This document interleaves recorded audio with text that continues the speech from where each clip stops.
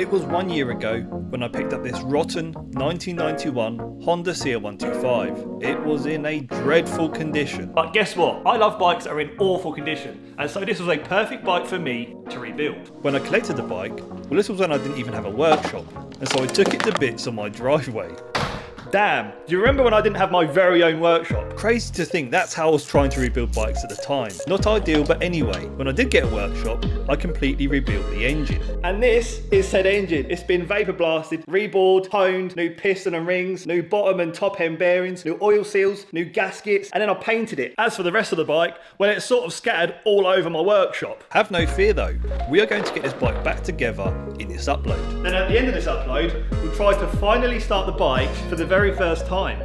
Now then, this rebuild is going to require a lot of energy, which is where I need to thank Holy, the sponsor of this upload. I work many hours in this workshop, and so I depend a lot on energy drinks. So when Holy reached out and kindly sent me an assortment of different drinks they offered, I couldn't wait to try them. Turns out I was so impressed with how Holy tasted and how Holy made me feel, I'm now using their Gorilla Grape Energy as my go-to. As well as energy drinks to help boost you during the day, they also have a variety of iced tea flavours, which my girlfriend really enjoys, and also plenty of hydration flavours to choose from too. And yes, that is a carburetor for a CB250 Super Dream, by the way. You see, I want to keep churning out this content for you, and so drinking Holy allows me to do this, while also being a much healthier alternative. So I highly recommend you give Holy's starter set a try, and using the codes displayed on the screen will get you an exclusive Bikes of Rye discount, which will make this super affordable. And if you don't believe me, please check out their incredible reviews. And also, if that's not good enough, Holy also offer a 30-day satisfaction guarantee. What's your favourite flavour, Nicole? They're all really nice, but my favourite is the lime matcha and mint iced tea. Oh, well there you go. Thank you, Holy.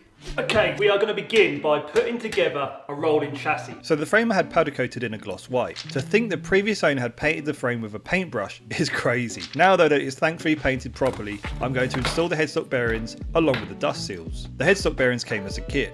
Firstly, I add loads of grease to the headstock. Then I place the race into the headstock and gently tap the race down into the headstock using a hammer. I'm using the old race to help.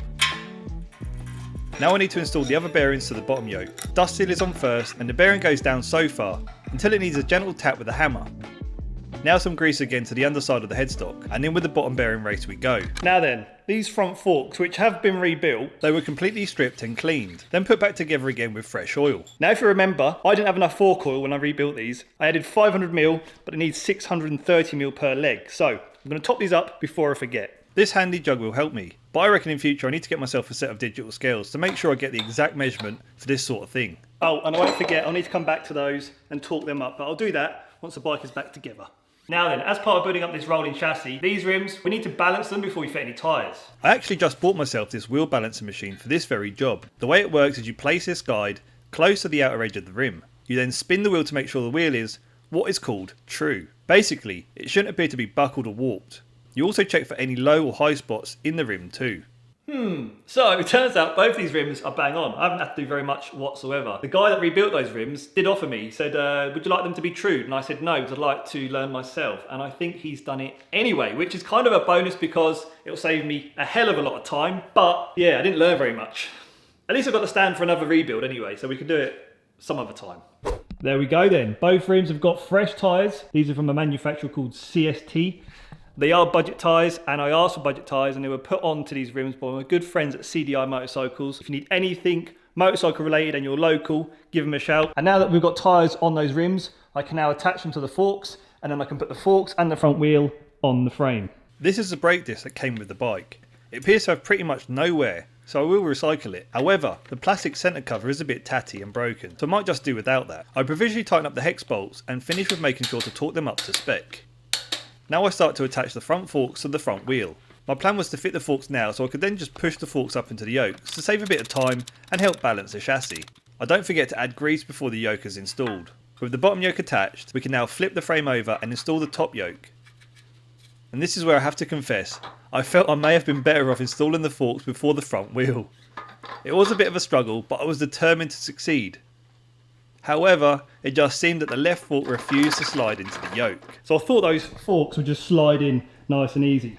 But that's not happening. So I think what I'm going to have to do is just whip the front wheel off and then I can wiggle those front forks on that way. But I wanted to try and save time. Clearly that hasn't happened. It's cost me more time now. With the front wheel removed, the forks slide in much easier. So, frustratingly, I've had to pause for a moment because I've realised there is a steering stem lock missing and I don't have it anywhere, which tells me it wasn't on the bike when I stripped it down. I've even looked back through my content and I cannot see it. I didn't realise at the time that it was missing. But it's not going to stop me. I can still continue to put the bike back together again, and I can always come back to making sure that stem lock is in place before we ride it. Now in the meantime, I'm going to get started on the swing arm. Now obviously I've painted it. I've gone for a silver colour. It's not OEM silver, but I think it looks okay. Now all I need to do is go ahead and install all of the swing arm bearings. Again, this was another bearing kit, though let me tell you, there are a lot of bearings involved in a motocross bike's rear suspension arms, so I refer to the workshop manual to help navigate. And we begin with adding grease, of course. The first is a spherical bearing, in which I use my vise to help push this in, though it's super tight, so I use a bit of heat to help. The pop means it is in, and you can see it functions perfectly. Then in goes the snap rings. For the rest of the bearings, I use this brilliant tool that is essentially pushing the bearings in while pulling at the same time. I also make sure to use red grease on the many dust seals. Then I grab the painted swing arm and of course follow the same process using this bearing tool. Looking tidy. The linkage arms are a bit battered though, but what do you expect for an off-road bike? I've just set the swing arm down here and also the shock absorber. There is one job that I've been putting off and I'm not looking forward to, and that is this fuel tank. Look at the state of that. This is going to be tedious, I can tell. Let's remove that cruddy fuel tap first. The tank on a motocross bike is plastic to keep weight down, so it's going to be a challenge trying to restore this. After a clean, I get to work sanding it down. Right then, this fuel tank is taking far too long sanding it by hand. So what I did, ordered myself a 5-inch air sander and I'll return to the tank in due course. Right then, so what I've been doing in the meantime is sandblasting. Sandblasted the calipers, brake reservoir and the mounting bracket. So I'm going to go ahead and paint them. Okay, so it's been a couple of days and I've received through the post this steering stem lock nut. This beauty was what was missing. So with the stem lock in place, the forks are able to move left to right with a small amount of resistance. We're making slow but sure progress. We've got the stem lock nut in place, we've got the front wheel in place, and I'm thinking next, swing arm. So we start with the linkage arm, which needs a gentle tap with a mallet. This is due to the thickness of the powder coat. The pivot bolt needs a gentle tap too. Oh, and I am adding plenty of grease too, by the way. I feel like a motocross bike needs it. I will also be making sure that all relevant bolts are torqued up to spec. This handy crow's foot allows me to torque the nut up instead of the bolt. Now we can attach the swing arm to the linkage arm. Now then, I've just paused on installing this swing arm pivot bolt because this pivot bolt will go through the frame, through the swing arm, through the rear of the engine. So that means maybe next we should install said engine. Oh, it's getting exciting. I love it. I love it. However, before mounting the engine, I went a bit extra on protecting the frame. If I scratched the frame, I wouldn't be able to sleep that night. These two-stroke engines are so light. I can now include the swing arm and the engine together with the swing arm pivot bolt. Look at that. Look at that. That went in so easy. And do you know what? I'm looking at it, I'm thinking it's so clean, isn't it? But given that it's a motocross bike, I don't think it will stay clean forever. In fact, I do plan on taking this CR125 off-road and seeing what it's made of. So that will be in a future upload. Subscribe if you want to see that. But for now, what we'll do, install the rear shock, I think. That's what we're going to do. Install that rear shocker, which is looking proper as well. Ho! Ho! This rear shock has cleaned up so well. It is looking like new with the powder coated spring in red. Right, so annoyingly, I forgot to install something, as always happens. In this case, the dust covers. These dust covers are for the swing arm. And of course, I've installed the swing arm, haven't I? These dust covers, they go in between the frame and swing arm there, just to make sure that we don't get too much dirt in those swing arm bearings. So I'm going to have to install those. This is just a minor setback. I don't mind when it's this easy to sort. Now I just torque up the remaining bolts. I will come back to the engine mounts with my torque wrench at a later stage. That is a CR125 almost back together. All I need to do now is install the airbox, the rear frame, the subframe, and I need to put all of the bits and pieces onto that rear wheel. Oh, another thing actually, I need to rebuild the brakes. I need to do that as well in this video. That'll be coming up shortly. The airbox attaches to the subframe and is installed as one piece. Oh, and I want to apologise for the bad lighting in some scenes. I will be correcting this for future uploads. So I'm missing one of these bolts, but it's fine because I've ordered a new set. At least these can hold the sprocket on, and once I get the new bolts, I can go around and replace those.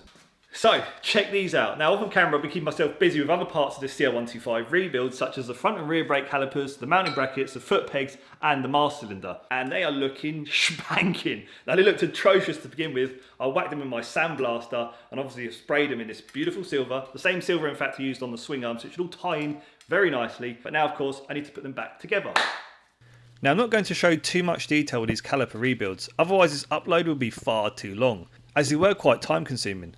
But I will say, trying to install the seals was quite fiddly. There were 2 seals which you had to make sure sat square. Now then, that was quite an interesting procedure. It took me quite some time to figure out how this goes back together again, but of course with the use of the manual, that helped a lot. So I discovered in the process of putting it back together again, and why it took me some time, I'm missing some items. So I've made a note of some of the part numbers. Essentially what I'm missing are these brake pad retainer clips. I don't know if I lost them, misplaced them, or they just weren't on the bike when I stripped it down. So for now, what I'll do is mount them to the bike and simply return to them once the parts arrive in the post. With the rear brake caliper mounted, I can proceed with installing the rear wheel. I also provisionally mount the front sprocket too. So this is annoying. I've gone to install these chain guides and chain runners, but I've got the wrong part. I've just looked at the packaging, and this is for a CRF 450 0506 model. Damn it, there was £25 they were, 25 squid. If you need them, let me know. If you've got CRF 250 or 450R 0506, you might need a couple of these, let me know. Anyway, I have gone ahead and installed these chain rollers, so they are all good. What I think I'll do is I'll wait for the chain guide before I install the chain, but at least I can do other things in the meantime. How about we get a groove on? I want to know if this bike will run. So with the foot pegs on, I torque up the top yoke nut before the handlebars go on. Then the handlebars are mounted. Now I fit the engine top mounts too. And the kickstart, and the gear peg. Oh, and the gearbox selects gears now. It never done this when I collected it. Back brake pedal fitted, coil pack and CDI module on, fuel tank rubbers, throttle mechanism, left hand grip, throttle grip, and then the throttle cable. Now then, I'm getting a little bit frustrated because as I'm getting closer to completing this CR125, I'm discovering all the little bits that are missing. And of course, I'm going through and I'm making note of the part numbers. However, a little bit of a predicament because there's a part that's missing here on the throttle mechanism. Okay, should be a little cover there. Well, if I put that part number in, it's no longer available. Oh, god damn it. So yeah, it's just one of those things. And you know the other thing as well is, of course, I can take note of these part numbers and then order them, but then they take like 2, 3, sometimes 4 days to arrive. Oh, and I bet you didn't notice, right? When I collected this CR125, the exhaust system was missing from the bike. I never noticed on collection. It was only until I was halfway home did I notice, and I texted the guy and I said, yeah, the exhaust system is missing. Have you got that? Oh yeah, I'll send it to you. Never arrived. It's fine though, because I've got a little present. I've got something in this box down here. How about while we wait for those parts to arrive, we get to work on installing this DEP exhaust system. Look at that. I cannot wait for this to be chugging out 2-stroke smoke. Oh, cannot wait. It's going to smell so good. Oh, and since the exhaust system is missing, of course, all of the brackets, washers, well, they're all here in individual packages because, well, I had to go through the parts list and order them all individually. Crackers, isn't it? And do you know what? Some of these parts, I mean, I don't know, something like this, for example, right? That could be like £10. Yeah? Just for that item. So it all adds up. And of course it's time consuming as well. They don't tell you about this when you take on a project. And also, I just wish people would look after things more because, well, somebody's obviously just not cared very much about this bike and just tossed these parts probably in the bin or tried to bodge things on. And yeah, it all adds up. It's a lot of money's worth. So here I was, gone midnight at this point, figuring out which part number goes where on the frame and arranging them accordingly. Again, so time consuming. This was the first exhaust mount for the header pipe, and this made up the mid pipe bracket. We also mustn't forget this gasket. Now we can mount the front pipe. I'm just provisionally taking up the weight of the exhaust first. Once the exhaust is aligned, I will tighten these bolts up properly. Though as I'm trying to install this exhaust spring, it seems far too stretched. Now then, I've just got that spring on with some effort. So I'm thinking I haven't done it correctly. That exhaust manifold, there's something missing. There's a gasket. And it goes in between there. I think I also need to rotate that manifold. Yeah, that spring I think is stretched far too much. So this is the manifold, and we've got a fresh gasket ready to go on. Now this one was in situ, but I'm thinking I'd probably just threw that on there for the time being, and I need to get rid of that and pop this bad boy on. With the manifold back on and the gasket in place, I'll make sure to torque these bolts up. Right, so this DEP exhaust system, the hole lines up there perfectly fine. However, this grommet, this rubber mounting damper I guess it is, goes in that hole. But the problem with that hole is it's not lining up with the frame. And of course this rubber mount will not go through that hole, and everything needs to sort of join as one, because look, that gets pressed into that grommet and it makes it all nice and snug. If I just go and put a bolt through that hole, it would just flap about. I've spent £330 on this exhaust system and I bought it quite some time ago. I don't think I can return it. Right, so I've walked away from the bike because I'm just getting a bit annoyed. So instead, what I'm going to do is, let's open up this sandblaster unit. Oh, bit of dust. Let's get these out. Look at these. Look at that. So what I'm going to do is give these a quick paint. I'll let these drying overnight and then I can come back to the bike tomorrow. All right, so it's the following day and the radiators have come out in a beautiful gloss black. Now these radiators are a little bit tatty in places. You can see there's cracks and whatnot. And the fins are a little bit damaged. I mean, why wouldn't they be damaged? It's an off-road motocross bike. But the thing is with these radiators, I've had a look at replacing those, and let me tell you, it would be about £500 to replace them, so I can put up with them looking a little bit tatty. Oh, and also, I repainted this cover, which is also looking a little bit tatty, but yeah, it'll be fine. I reckon I'm just going to get those radiators on the bike, and we should attempt to start it. I want to know if the bike runs, because if it doesn't run, then we've got problems. Let's do that. Let's focus on getting it started. As I mount these radiators, I do feel it is a bit of a shame that they are not perfect, though I have to also remind myself how much I spend on these projects. The costs certainly mount up. Right then, I reckon what we should do next is try and kickstart this motorcycle into life. If it doesn't start up, I'm going to be so upset, because I spent a long time and a lot of money on this 1991 Honda CR125. And I don't think that's ran for a very long time either. So if it starts, it'll be a joyous moment. So yeah, let's get to it. Oh, and look who's joined me for this monumental occasion. Look who it is, she loves it. I've always got to bring the girlfriend along for the ride. If it doesn't start, it'll be embarrassing. Will the bike start? Of course. Of course. Because I'm here. Because you're here, you're the good luck charm, aren't you? So first of all, let's make sure we've got some engine oil. And because we broke the engine down into tiny little pieces, after assembly, the workshop manual recommends 650 millilitres of 10W40. I'm going to use this trusty little measuring cup. We need to get a new one, honestly. This is so tatty, but it'll do for now. Doesn't seem like a lot of oil, really. But I suppose it's only a little engine, isn't it? Right, it's kind of awkward to get to the oil filler cap because of the exhaust system. Maybe I should have done that before I installed the DEP race pipe. Mustn't get oil on my beautiful cream carpet. New spark plug. It's going to get nice and oily in a moment. I should check for a spark before I put that in the barrel.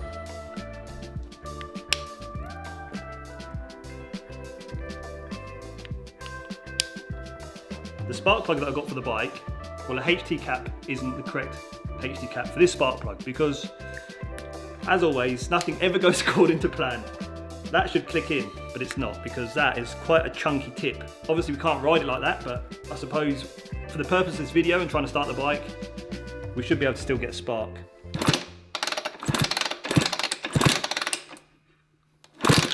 So a little disappointing because, well, I'm not getting a spark from the spark plug, and I'm here troubleshooting, and I think I know the problem. I've had the frame painted. I think it's not able to ground out properly. I have started to sand it down. So what I'm going to do is I'm going to use my Dremel, and I'm going to take the paint off, get it down to bare metal. So this is a ground on the coil, and obviously it's grounding onto paint.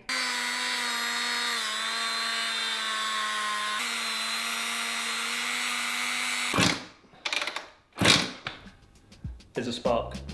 So now we need to add some fuel, add some petroleum and some two-stroke jungle juice. Now we still do have the issue in that this HT cap's not quite right for this spark plug, but of course we're not going to ride it like this, because this HT cap, if I was to ride it with this HT cap, it would just pop off. Never reads a workshop manual, never reads it. I never read a workshop manual, never.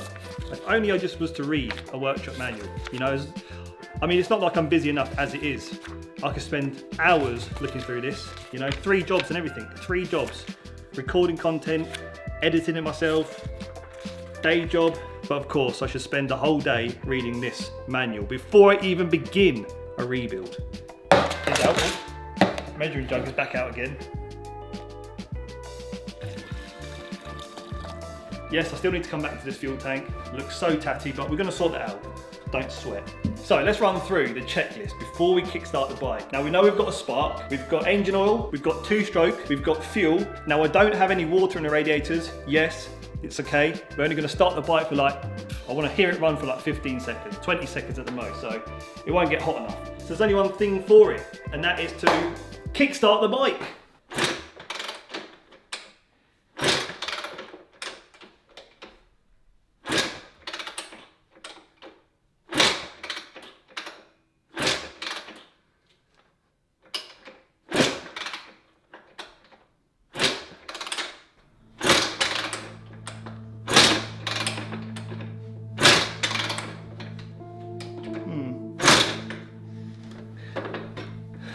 Doesn't sound like it wants to start. So I just removed the spark plug, and the spark plug is bone dry. Absolutely zero fuel on that.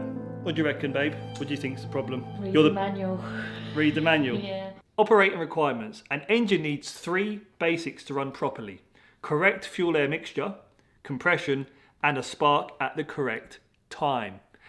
Now, I'm thinking I should check the compression. That would be a good start, because if the spark plug isn't getting wet, is there enough compression drawing the fuel through the system? We shall find out.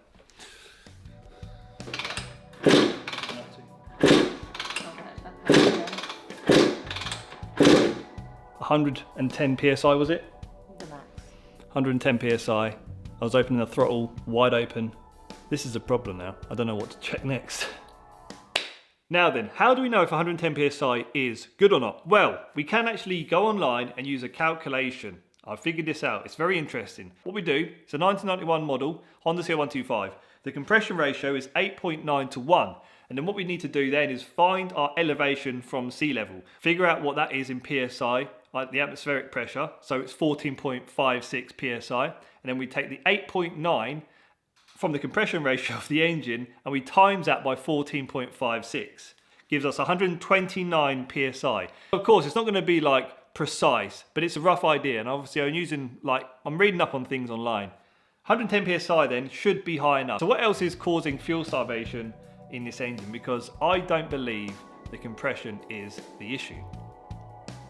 Okay, so the troubleshooting continues. I've removed the carburetor, and interestingly, inside that boot, it's wet. Same applies to the carburetor. If I run my finger, I mean it's dried now, but it was wet. So I'm just laying here now on my workshop floor, and I am very disheartened because I was hoping this bike would start. I'm thinking the issue, where have I got it? I'm thinking the issue is the cool pack, because I just rerun a test, basically resting this spark plug against the cylinder head, and I kicked it over, and the spark is so weak and inconsistent. So the coil pack, £16 to replace, but I need to wait another 2 to 3 days for that to come through the post. I mean, this is just a story of my life. This is why my uploads sometimes take so long, because you just have to, it's just like trial and error really. So yeah, I've got to try and stay positive. I've got to stay positive. It's gone midnight, and yeah, I just want to get home now and come back to this in half a week's time. So this is going to be me over and out. Be right back. So listen, it's been a couple of days, and I'm not giving up easy on getting this CR125 running. My friends at CDI Motorcycles, another shout out to those guys, they so happen to have a CR125 also. So what we've done was we started chopping and changing some of the components, such as the stator and the CDI. What we discovered were the connections were a little bit crusty. So I've cleaned them out and actually rerun a test to see if all of my components work with a spark plug plugged in. And I would get in a much consistent and much brighter spark. So I'm gonna kick it again. If this bike starts, you have to hit the thumbs up, because I work ever so hard on this channel and it means so very much for your support. Okay.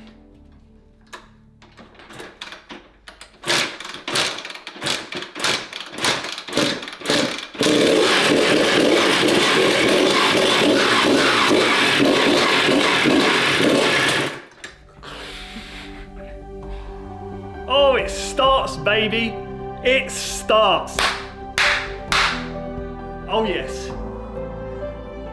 Wasn't very smoky though. I don't think I've added too much oil. It's a bit bad. Sounded good though, didn't it? How good did that sound? What a sweet sound. Shall I try and start it again?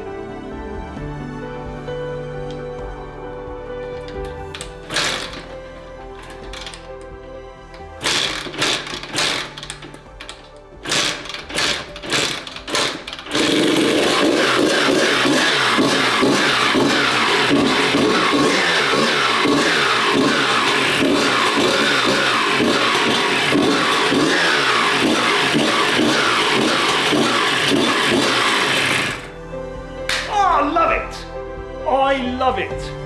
Do you know how much I love it? I love the game. And that smell, can you smell the two-stroke? Oh, two-stroke in my lungs. Give me more of it. Shall I do one more? Third time lucky, yeah?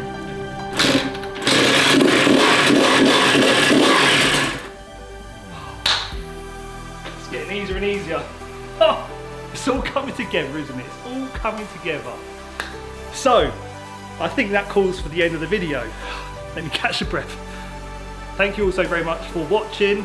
Please subscribe. You know you want to. See you on the next one. Because the next one will most likely be me riding this bad boy. See you later.